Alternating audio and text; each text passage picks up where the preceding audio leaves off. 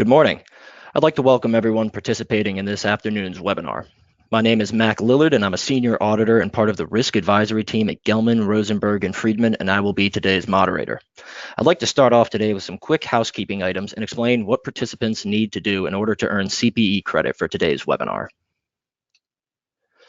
For the best sound quality, we highly recommend you connect by phone instead of your computer.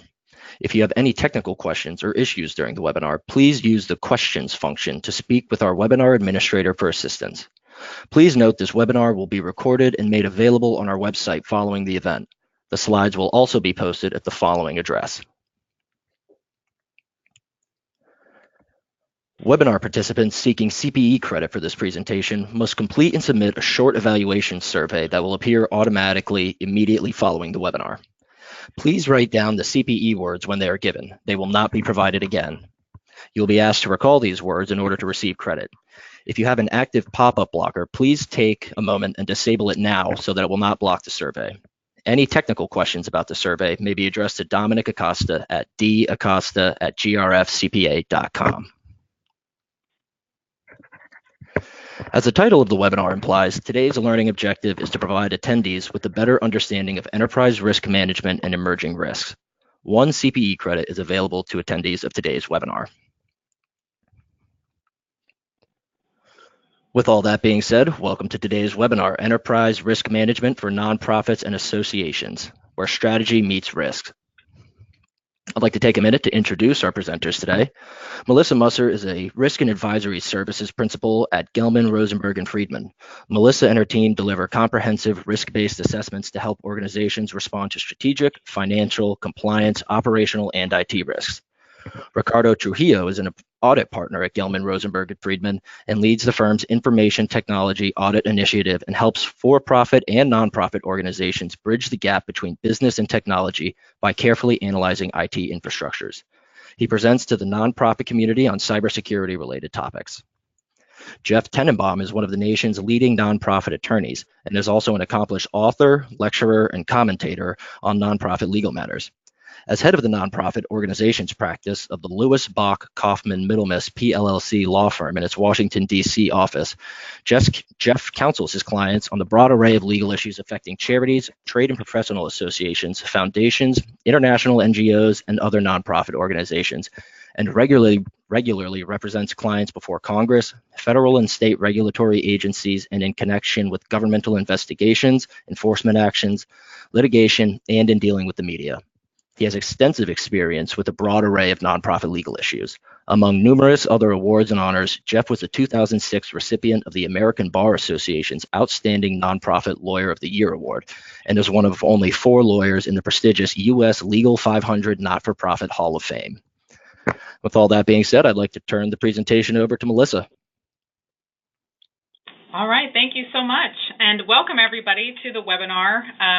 It's an honor and a privilege to be here with you today. I have a passion for serving nonprofits and associations, and I'm sure you have a passion for serving your organization, and that's why I want to talk to you about enterprise risk management so we can help protect your organization. So, little highlights and objectives for today. We're going to talk a little bit about what exactly is ERM, and then we're going to go into a survey of the State of Nonprofit Risk Oversight issued by the AICPA and NC State. So that's a survey over the 2018 State of ERM that includes nonprofit organizations. I'm sure you guys are going to find that very interesting.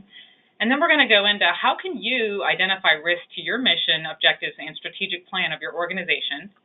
Then we're going to talk a little bit about the top forecasted risks for 2019, because what ERM does is help you look at emerging risks and react to them more timely before they actually happen, hopefully, at your organization. Yeah. And then we're going to talk about how you take those risks and how you assess the overall risk and develop a practical response. So we're going to help this not be so overwhelming for you so that you can actually implement this at your organization, and then give you some best practice takeaways. Okay, so what is enterprise risk management? So basically, it helps your board fulfill its risk oversight responsibility. So your board, at some level, should be getting risks reported up to them. And maybe they delegate that to the audit committee or a finance committee, but it really is the board's responsibility for doing this. And so we're seeing more and more nonprofit organizations implement this as this is really becoming an expectation. So most organizations have some form of risk management. I guarantee you have some form of it. I mean, even your CFO is doing some sort of risk management, or maybe you handle insurance claims, and this would be considered more traditional risk management, or maybe you have an IT department that does an IT risk assessment. So enterprise risk management is really, it goes strategic risks, technology, compliance. It takes the risks across the board, and it helps rank them, likelihood and impact of those risks, and helps funnel that information up through to the board. And, ultimately this helps with the culture of the organization, because a lot of times when you kind of do a look back and you look at root cause analysis of some of the major issues that have happened even at public companies, you can go back and say, they identified this risk, maybe a couple years ago or a year ago. There were indicators, but it never made its way up to the board so that the board could take appropriate action, or it didn't get to the right place. So really, I believe the ultimate goal of enterprise risk management is to change the culture and have an issue make its way all the way up to the top in a timely fashion. So we don't want enterprise risk management to be overcomplicated. I've heard someone say, we don't want to have enterprise list management, right? It doesn't get too overcomplicated. That is not the point of this. So what I want you guys to take away today is that this does not need to be the same ERM that a public company has. You can design this any way you want. Ultimately, we just want to make sure that your board can be informed and that information can flow up and down through the organization.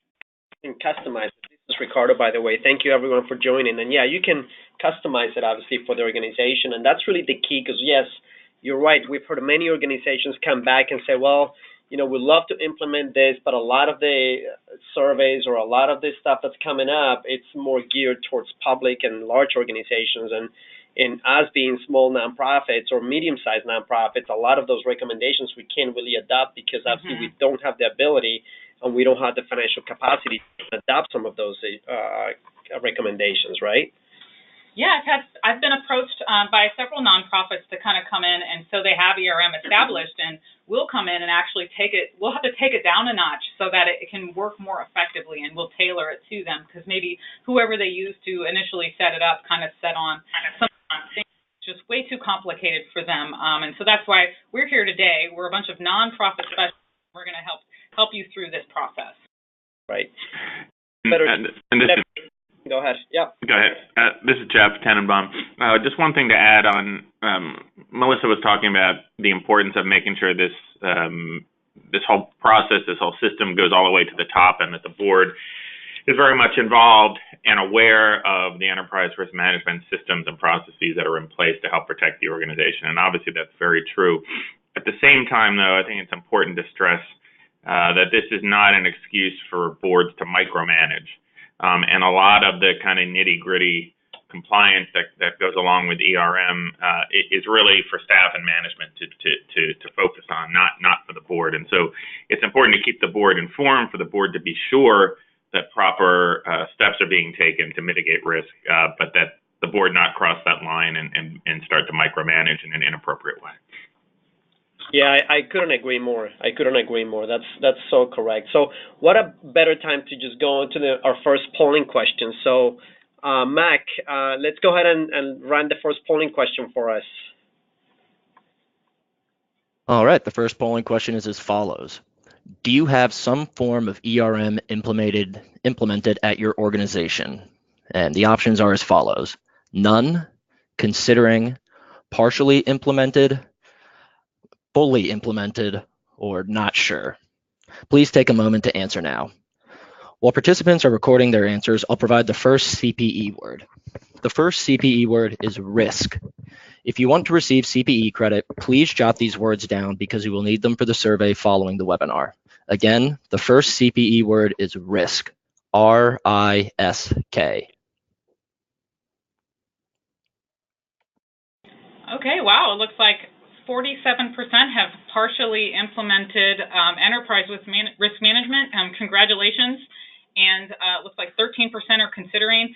And I believe the 16%, it says partially, I believe believe they mean fully implemented. Yeah, so, fully implemented. So I want to congratulate you guys on that. So thank you for this information. It helps us with the rest of our presentation on who exactly we're talking to. So, so just to give you guys a little bit of background on some ERM frameworks that are out there for you, there's ISO and as well as COSO. Both of these organizations have updated their ERM last year, which is a major indication that ERM is on the rise. And one of the big emphasis that COSO had was its emphasis in linking risk management with strategy and objectives.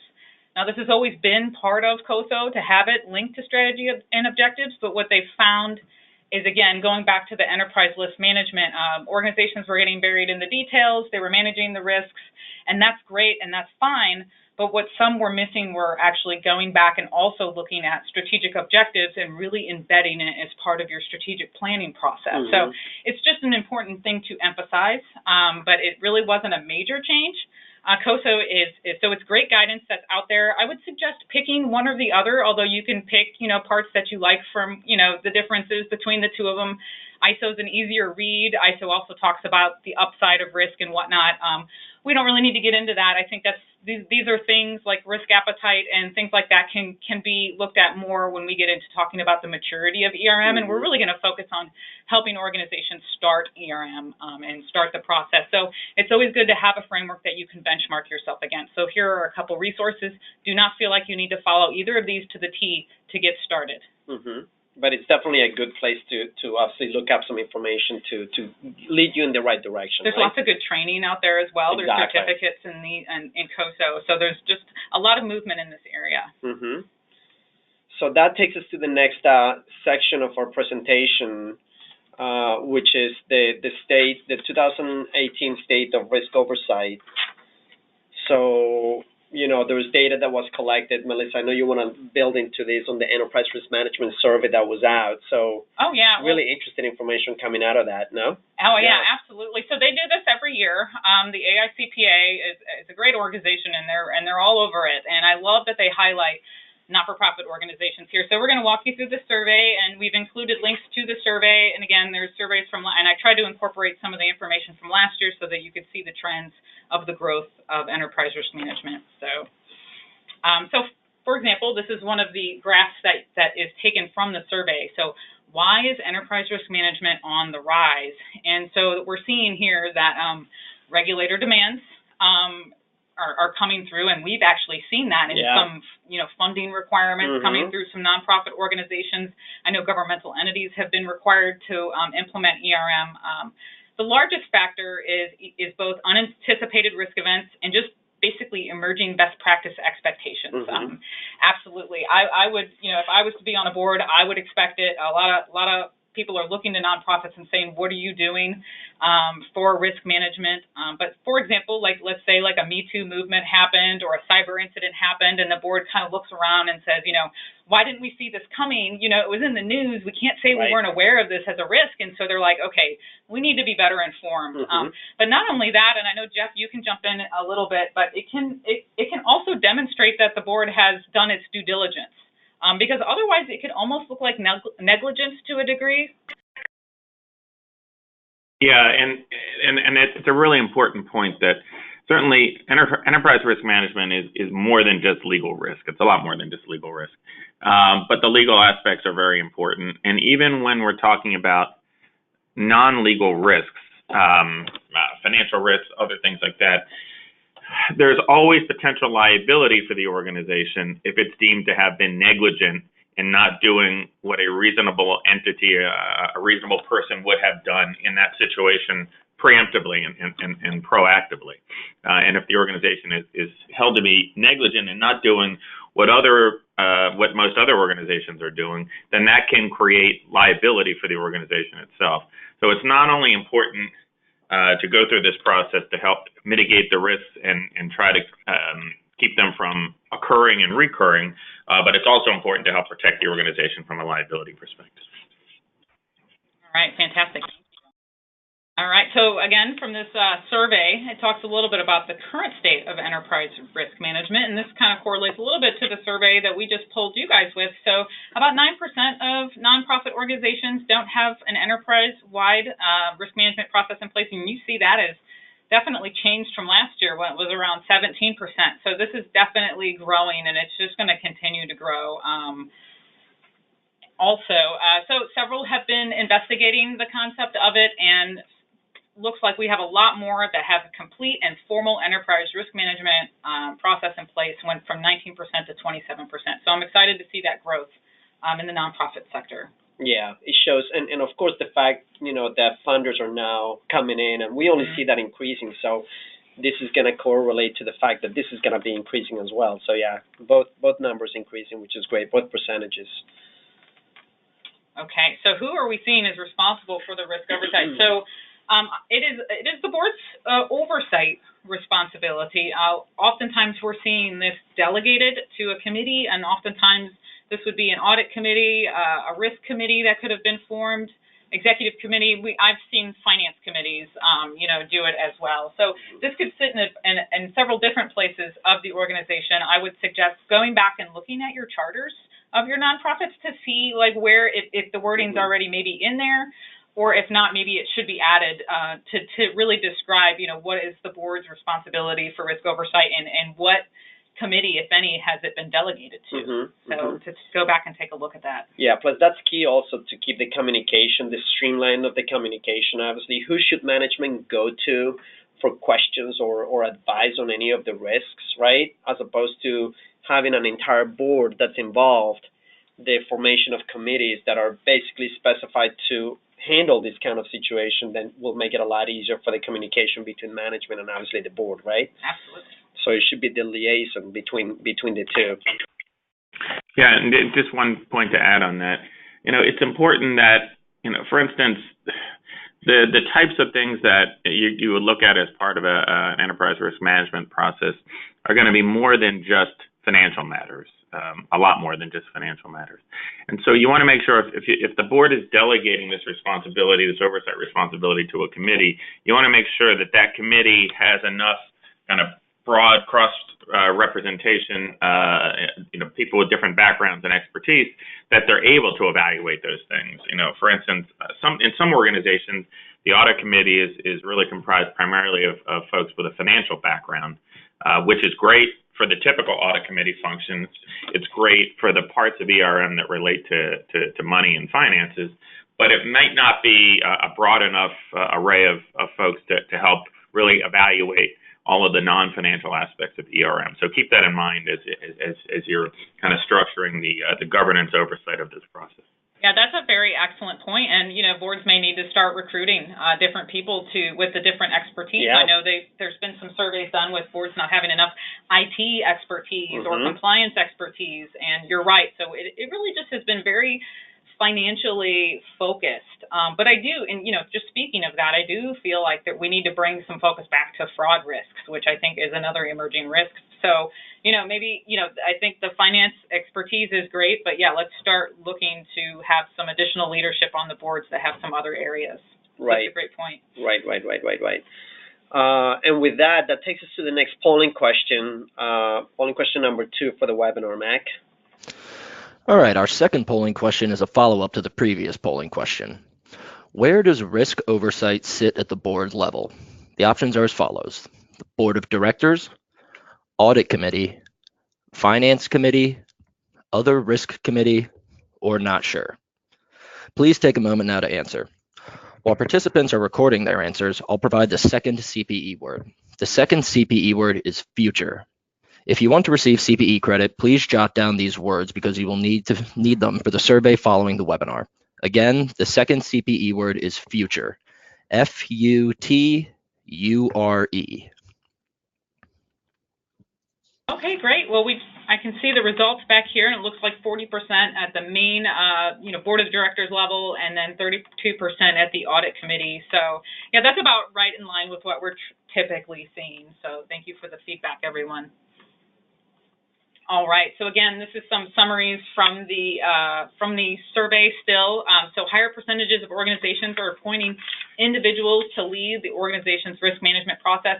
And sometimes those people are actually going to the board and saying, hey, why aren't we doing ERM? And so we'll actually see some CFOs take this initiative, or some executive directors, or maybe it's someone that's in an insurance function already that's expanding out. Even higher percentages are creating management level committees, and I believe that this is likely the preferred method, with perhaps the one individual chairing it, but it's always good to maybe rotate the chair of the committee.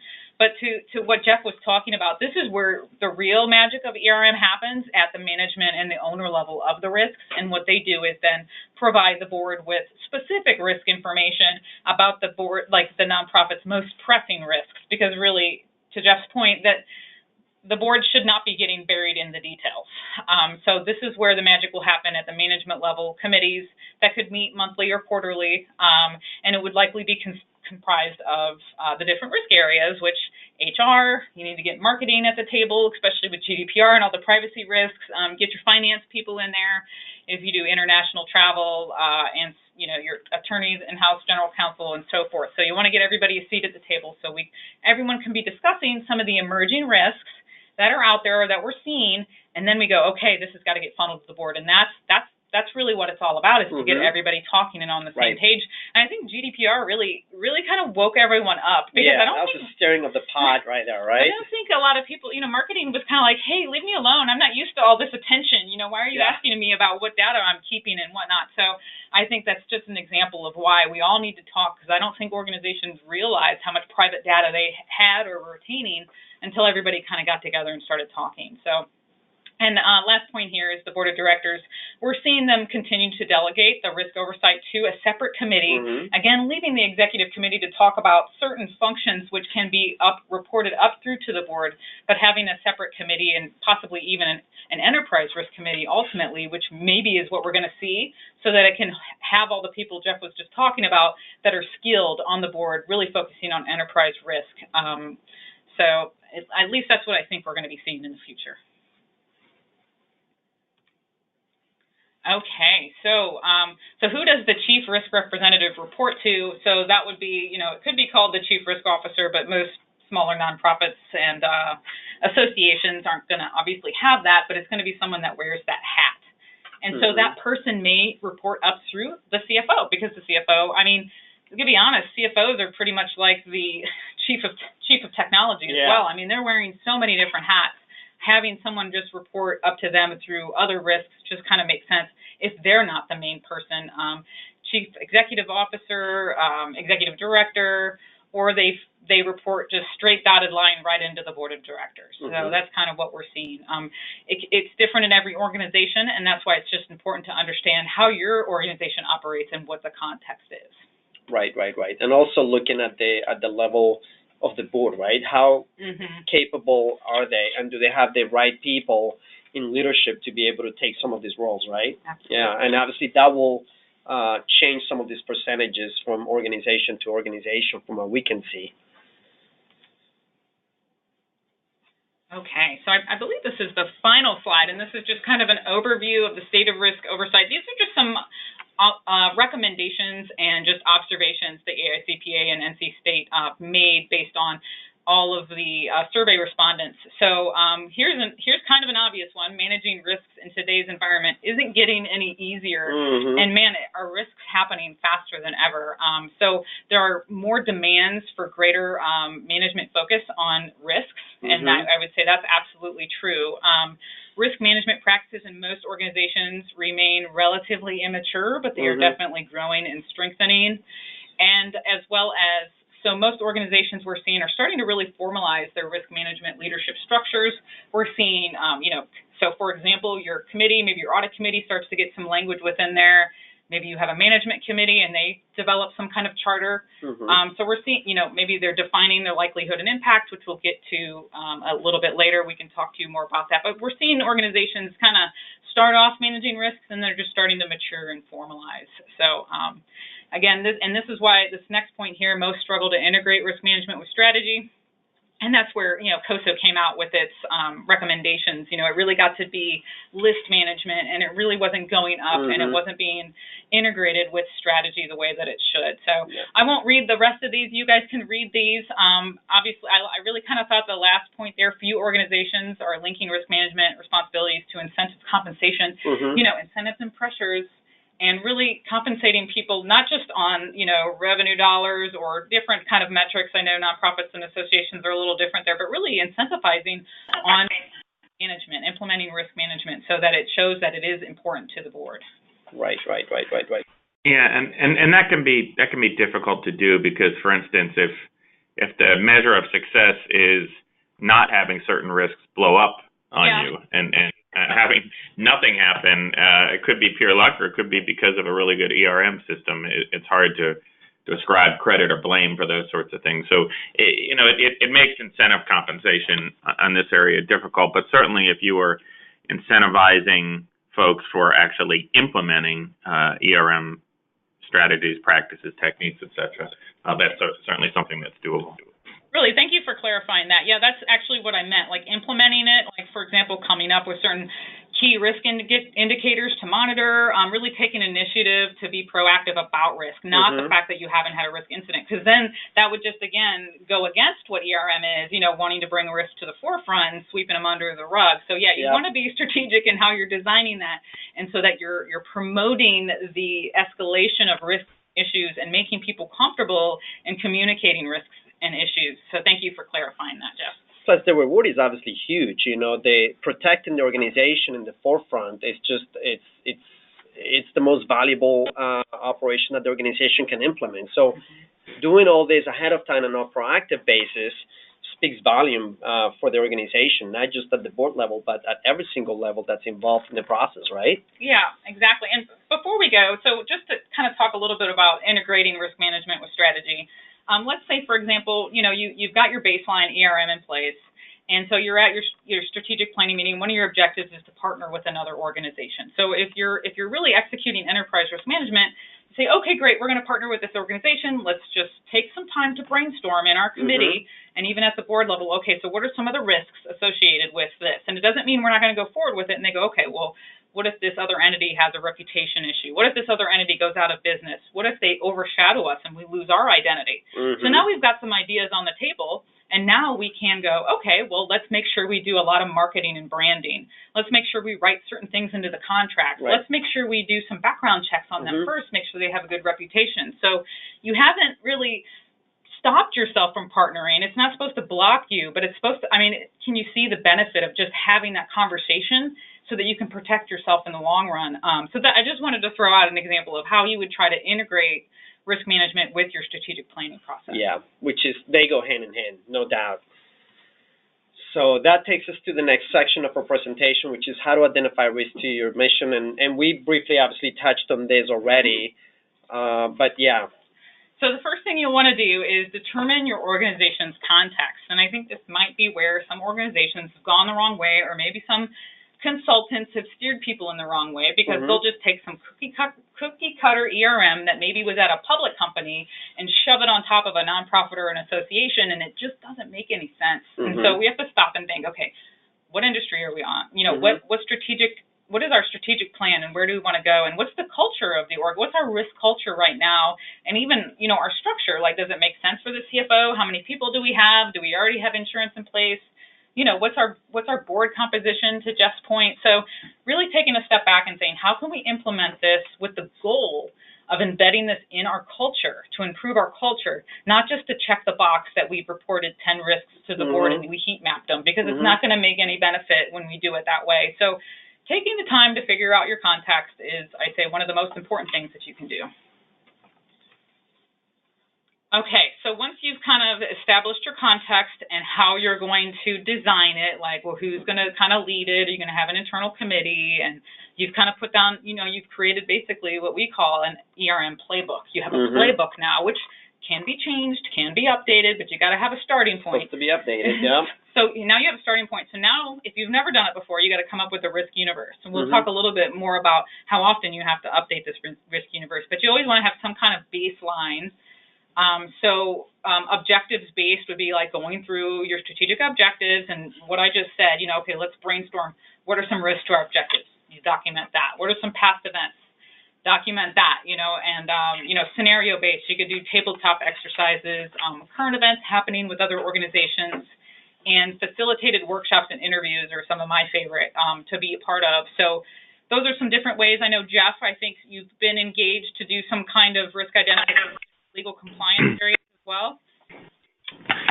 Yeah, so as part of an ERM system, one of the things that I've done a lot of over the years and continue to do is something that I've referred to as a legal audit.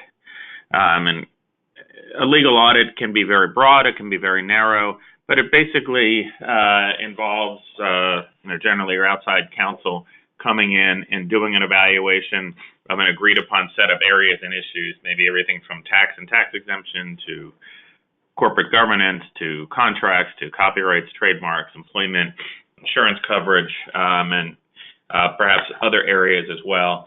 And evaluating where there are gaps, where there are perhaps risk management techniques that are lacking, good standard contracts with good provisions to help mitigate risk or shift risk off to others, and lots of other things like that. And that can be an important part of ERM. It's certainly not the entire part, and as I stressed earlier, the legal part of all of this is important, but it's not everything. But it is something to consider as part of your ERM system. Right, yeah, no, I agree with you. And on top of that, we could also come in and help with, for example, a fraud analysis where we implement artificial intelligence and we look through all the transactions and come up with areas or areas where things have arose from the fraud perspective, and also to give assurance to the board that there's been no fraudulent transactions, for instance. Obviously, that could help as well. And another way where we could help in the risk identification is the insurance analysis, right, Melissa? We can come in and a lot of organizations were recommending on the cyber insurance policies because it's important to be implemented, but many of the organizations don't have any idea of where to turn or whom to turn, and sometimes they talk to their insurance providers, and those are not really experts on that particular aspect of the insurance, because that's a specific area where insurance companies need to really focus on, and that's also where we can come in and help as well. Yeah, and let me add on, talk a little bit more about insurance. So insurance coverage is essentially, you could think of it as a safety net to deal with risks that just are impossible to completely eliminate. No matter how many great ERM techniques you put into place and great systems and internal controls and everything else, things still happen. You can never stop someone from suing you. You can do a lot to help ensure that you prevail in the lawsuit and or maybe get it dismissed early, but it's impossible to stop someone from filing a suit against you. And there's so many other risks where insurance is really important to be sure that you're providing coverage for those risks. Unfortunately, in the nonprofit world, and it may be similar in the for-profit world as well, but certainly in the nonprofit world that I know very well, so many nonprofits' insurance coverage has too many gaps. You cannot insure for everything. For instance, except for employment contracts, it's generally impossible to get insurance for coverage for breach of contract. But there are many, many risks that are insurable. Yet not all insurance policies are standard. Certain types, like commercial general liability insurance, tends to be very standardized from insurance carrier to insurance carrier, whereas nonprofit D&O, directors and officers liability insurance, or nonprofit E&O, errors and omissions insurance, those policies tend to be very different. There is no standard form from carrier to carrier.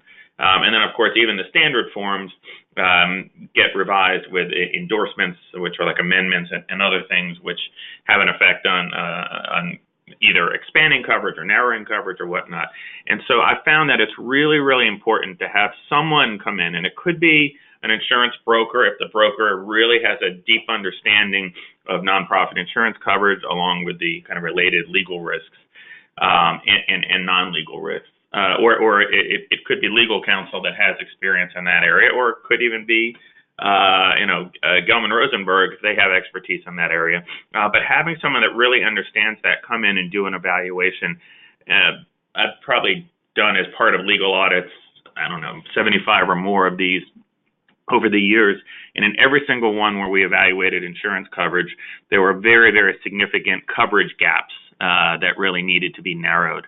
And then we would work with the insurance broker to try to identify ways, particularly when the policies came up for renewal, to try to close those gaps as much as possible. So it's really something important for you guys to focus on. Yeah, no, those are great. Those are great recommendations, because at the end of the day, the organization doesn't want to be faced in a situation where it's underinsured, right? They thought they were covered, and then the issue came up, the breach came up, and then when it came down to hoping that the insurance company was going to cover the situation, it doesn't. And obviously, it could be very damaging for the organization from a financial and reputational and all kinds of aspects, as anybody can imagine, of course. So yeah, and one more kind of follow-on point there. I've had a lot of clients say to me over the years, "Oh, we're really covered. We just doubled the amount of our called limit of liability, basically the amount of coverage that you get, the maximum amount that the insurance carrier will pay out for a particular claim or in the aggregate. But the total coverage amount, of course, it's important if you have a big claim that potentially you don't have enough coverage to deal with. But to me, what's much more important is what sorts of claims are covered and what sorts of claims are not covered. And that has nothing to do with the dollar amount of your insurance coverage. It has to do with definitions and exclusions and the type of policy and the nature of your risks and all of that. And so don't get misled just by the coverage amount alone. Yeah, that's totally correct. So that takes us to the categories for the risk universe. And we touched briefly on this already before, and I'm going to pinpoint a couple of those, and Melissa will talk about some of those as well. I'm gonna pick the third-party vendor risk. I mean, I think that's a huge risk that organizations need to be aware of. It's amazing how a lot of organizations think that because they have a third-party provider, they all of a sudden have transferred the risk totally to that third-party provider, and that they don't need to worry about it anymore. It's like, well, you know what? The third-party provider is handling the situation. We're off the hook. But in reality, everybody knows the Pentagon was just recently on the front page of the newspaper because the third-party provider was the one that experienced the breach, and it wasn't the third-party provider that was on the front page of the newspaper. It was the Pentagon. So at the end of the day, it comes back to the organization because they're the ones that are liable. They're the ones that need to be monitoring the third-party providers. They're the ones that need to be making sure that if they're handling any sensitive information, any sensitive data, those third-party providers are doing what they need to be doing. And the organization needs to conduct its due diligence to make sure that, one, there's SLAs, service level agreements that are properly in place, they're well documented in order to protect itself from any particular issue, right? And the IT risk is another one that obviously it's a key important issue because what's the posture of the organization from an IT risk perspective?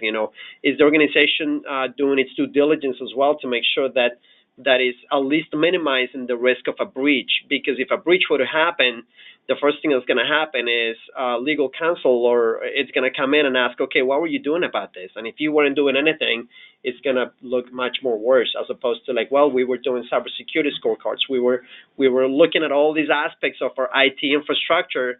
And a breach, obviously, it's impossible to prevent 100%, but it's better to be proactive and do stuff about it as opposed to wait until it happens and then reactively act on it. All right. Well, thank you. That's very important. And so these are like the different categories. And like you said, third-party risk is, we've made it its own category because it's just exploded as far as, and more organizations are relying on third parties. A lot of things were done in-house. So we've created this as a separate category. Again, know your context of your organization. Have whatever categories you want. Sometimes it's easier to break them out so you can come up with a universe. It doesn't mean that all of these are materialized as threats to your organization, but how are you going to implement controls or even have a discussion if it's not on your radar whatsoever? So that's why we're presenting you with these risk universe categories for you guys to use for your internal analysis. All right, so we're going to talk a little bit about top forecasted risks for 2019. We don't have a crystal ball, and you know what? Risks are coming out of the woodwork, out of, just so rapidly and so fast. But, really, I think digital transformation, there's no way this isn't going to be a major risk. And big data, which is basically harvesting the data you have, maybe on your members, and using it to, proactively engage your membership or your donor base. But digital transformation is big because, so much could go wrong. So we're seeing a lot of organizations start to really look at project management and make sure that we understand, who are we engaging to be our third parties. But then let's look at the project management as the data gets transferred, and let's do a post-implementation afterwards to make sure access is correct. Mm-hmm. And that, it could be marketing's engaged someone to upload their data. They got a third party. And then maybe you've got, HR separately doing something, and you got finance separately using a different cloud provider.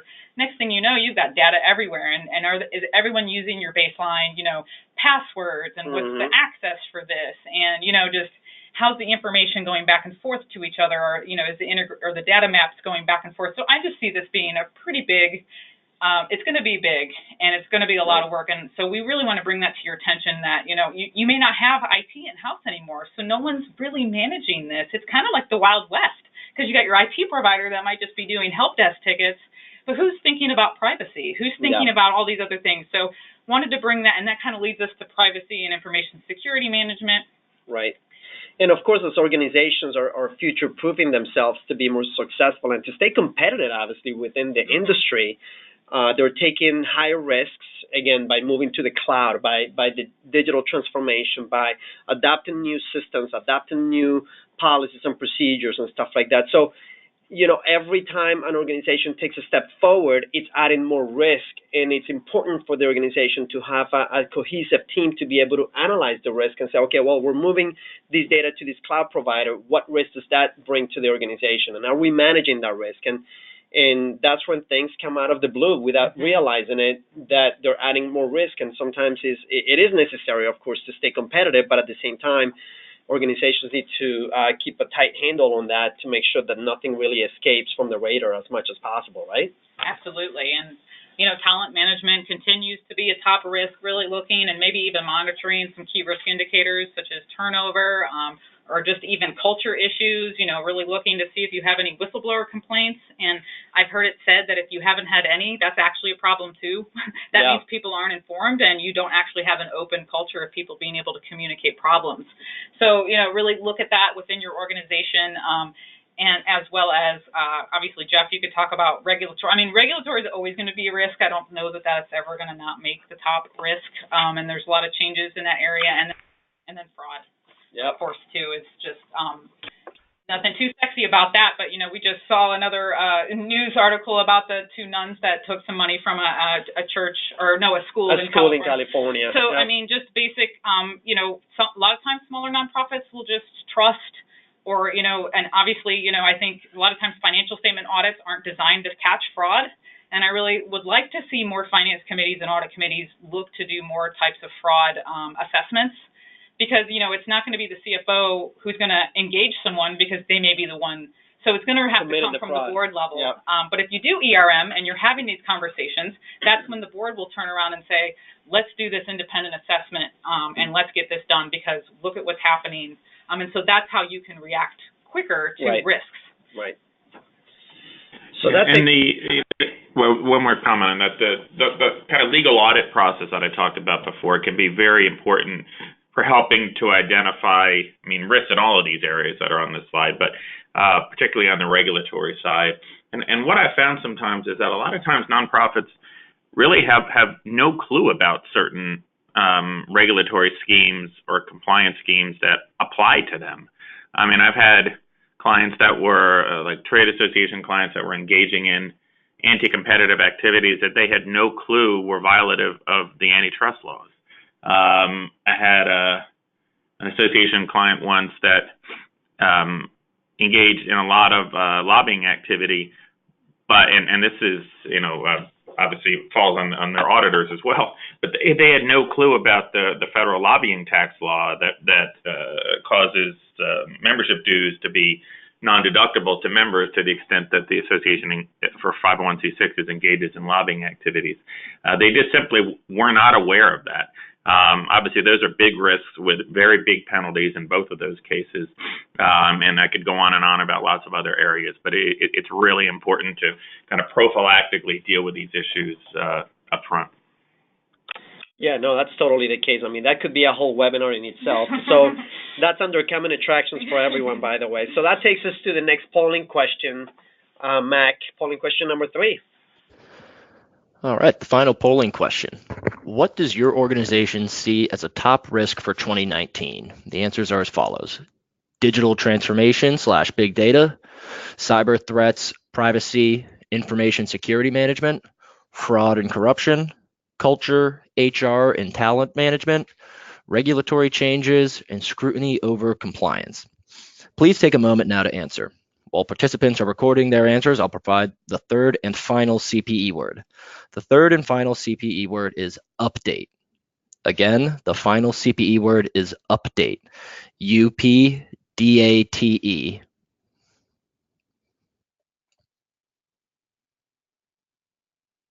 All right, so top risks, we're seeing cyber, privacy. Yep, that Not is surprising. No, Yep. but you know what? I'm happy to actually see this culture, HR, talent management. Yeah. That's been and I'm glad that it's on your radar, because it's definitely important, and you need to look back at your retaliation. You need to look back into your code of ethics and whatnot. But you know, it doesn't look like digital transformation and big data, but I know you guys only could select one, but I hope that you're really thinking about that as well and the risks associated with that. Okay, so we're going to get in. We have 14 minutes left, and we're going to talk about how to assess the overall risk and develop a practical response. Okay, so what you're going to do is what you can do is develop a likelihood and impact matrix.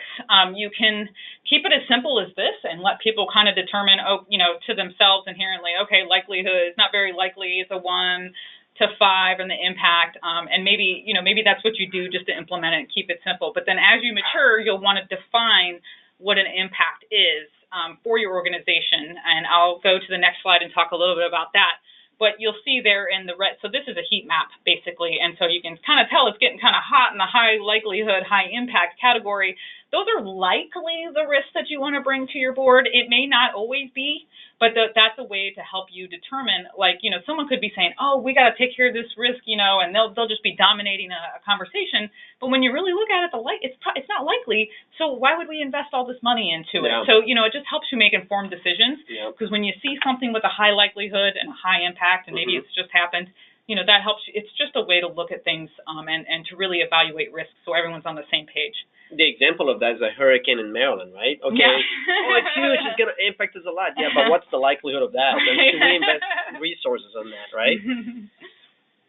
Okay, so if you want to get more sophisticated or educate your users in your ERM playbook, you want to define risk impact into different categories. Something that's going to impact your strategic objectives. Reputation you can define as, low impact would be like maybe a newspaper article, local news, all the way to high impact being like national news coverage, major. And so you would just need to define what that is for your organization, so that when people are filling out the likelihood and impact scales, everyone's kind of thinking through the same lens. Financial would be like X amount of dollars, which would be big impact or small impact. For example, technology, how many days without your IT systems could your organization go? Some can go 5 days. They just don't need it for what they do, and some can't operate at all. It would be a total disaster. Well, therefore, you'd want to put more money into your IT spending. So you can see how that's going to help you with your strategic planning, so you can sit down and really think through what you need to do by understanding the risk impacts. All right, so the next thing here is once you've done that and you heat mapped everything, you'll want to determine a risk response, especially for those in the top high red quadrant. That may even just be where you kind of stop initially, because it would be just too much to go through all of it. So you really want to hone in and focus on those top risks to make sure how you're covered. Jeff, would you like to take a little bit on this slide here and what you've seen? Why don't you start out and then I'll jump in, because I want to make another follow-up comment too. Okay, absolutely. absolutely. So you'll want to determine, obviously here, you're going to want to mitigate or reduce the risks. And so why would you have internal controls unless there was some kind of risk? So you're going to implement an internal control. Now, let's say, for example, how are you supposed to eliminate or avoid a risk? I'd like to do that. Well, how you do that is, let's say you're talking about maybe doing some services in a high corruption index country, for example, and we're like, okay, you know what? It's just too high risk. We're not going to go there. Maybe high bribery or whatever the risk may be that you just don't want to deal with. We're just not going to go there. That's how you avoid a risk. You just don't do it, right? And then on the reverse side, you accept a risk. Well, like, okay, well, I'm going to accept this high risk of corruption, and we're going to do business here.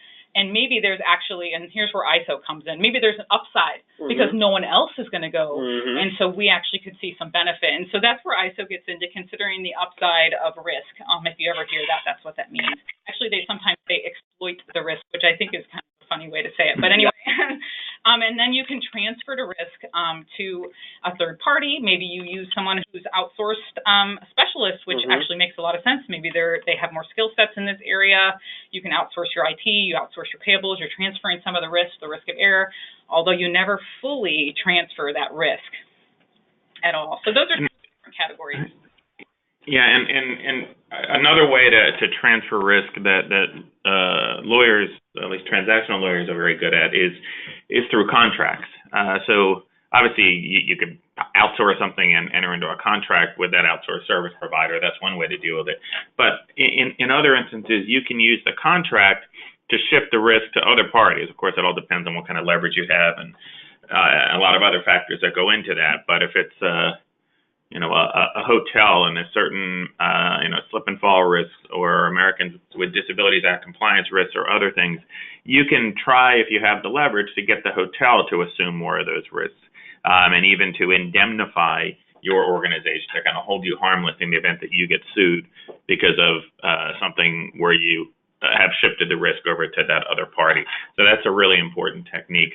One other point I wanted to make here, and it really goes to the prior slide, is the issue that a lot of times when you're evaluating risk and what are some of the riskiest activities, a lot of people focus on dollar amounts. What's going to potentially cause us, the most. Our systems go down. We have to remediate a data breach.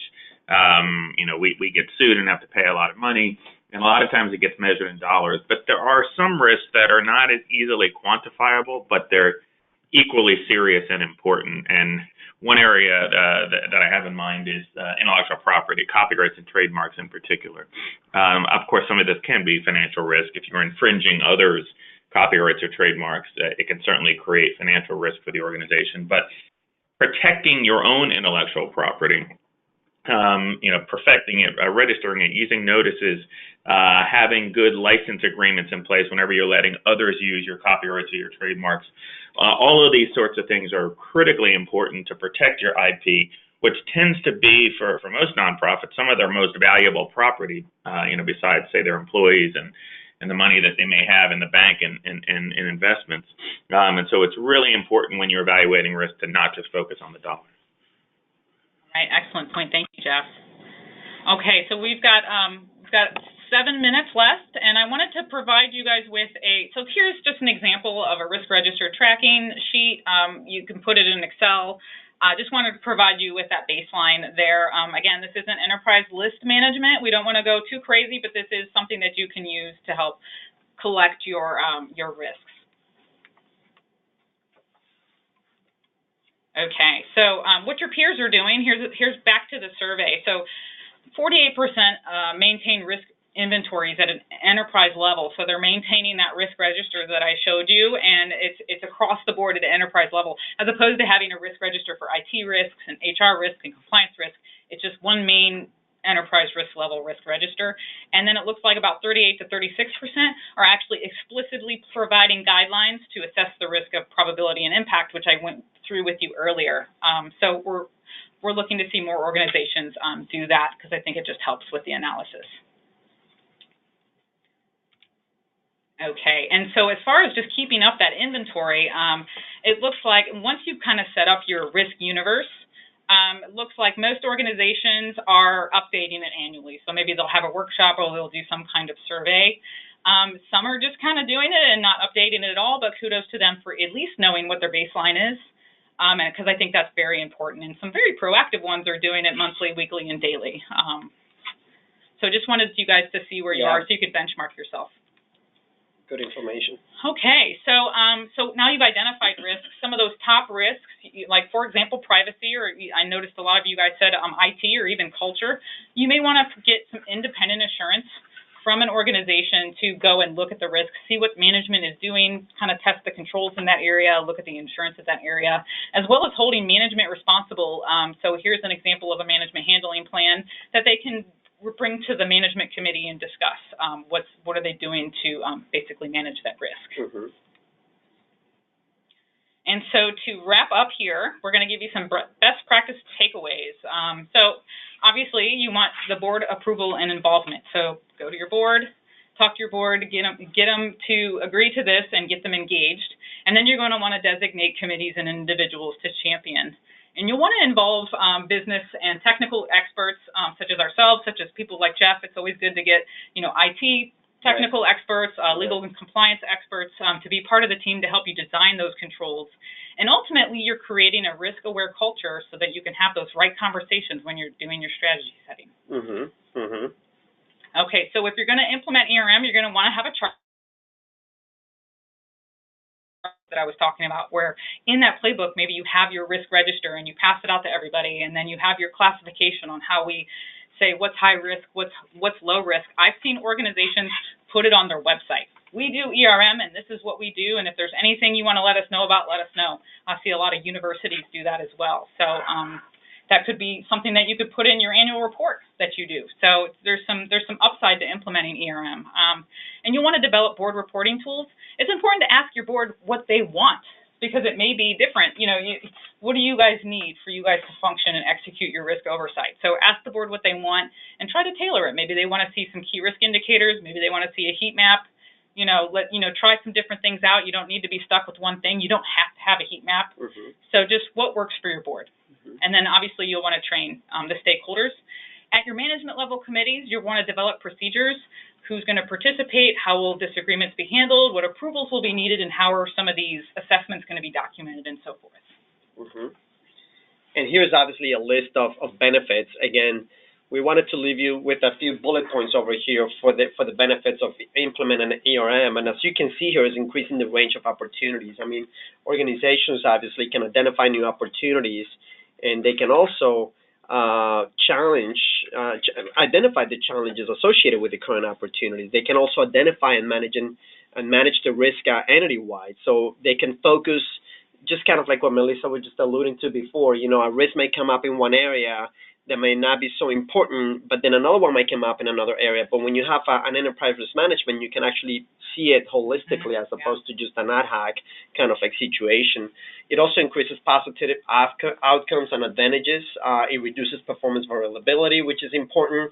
And we have a couple of ones over here. But we wanted to really leave you with this, and we wanted to open it up for questions. I know we only have a couple minutes left, but we wanted to open it up for questions for the entire audience. So, Mac, I don't know if any questions have come up at this point. And if you guys have questions, feel free to email us. Absolutely. Our contact information is in the deck as well. Absolutely. You can contact any one of us, the three of us, and we'll be more than happy to respond to your questions at any time.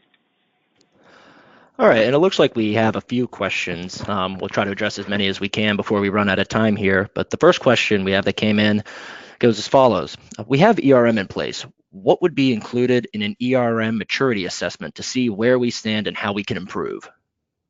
Okay, well, great. I'll start kicking that one off. So, we would ask the organization what they're interested in. I think it helps to do interviews and ask people, how well they think it's going, get the board's input on how they may want to design it and change it. There's a maturity model that we would, if we were to do this engagement, benchmark against. We'd want to figure out what, framework you're benchmarking yourself against. Is it COSO or ISO? And we would kind of evaluate whether you're at an initial stage all the way up through a defined or optimized stage, whether you're just using Excel or using computer systems to analyze risks, So we would provide a benchmark report, but that would be basically where we would start. We'd always start by interviewing the board to see how happy they are, because really that's kind of the point of this. And if the board's not happy, then we're going to help make some changes. And what I found a lot is sometimes it gets back to enterprise, the list management. And they're like, we're just not hearing about risks timely. Can you help us improve that culture and streamline it? So we've actually worked to make it less complicated, believe it or not. We'll go in there and take it down and make it less complicated, so the real point of ERM can be accomplished. Yeah, and keep in mind too that it definitely starts at the top. Starting with having discussions with the board is obviously critically important. But I have seen a lot of boards over the years that really believe that their organization is doing a great job in terms of risk management and risk mitigation, when the reality is very different. There's just no substitute for getting under the hood. What the board believes or doesn't believe or knows or doesn't know isn't necessarily going to be determinative in doing this sort of evaluation. In fact, oftentimes it will not be. All right. Well, thank you very much, everyone. Looks like we are running out of time here. So with that, we would like to thank everyone for attending today's webinar. We encourage you to always check our website for upcoming events and updates at www.grfcpa.com/resources/events. If you have any additional questions after today's program, please reach out to us. Our contact information appears below. Please remember to complete the emailed survey that follows if you would like to earn CPE credit for today's webinar. Again, thank you all for participating and have a great day.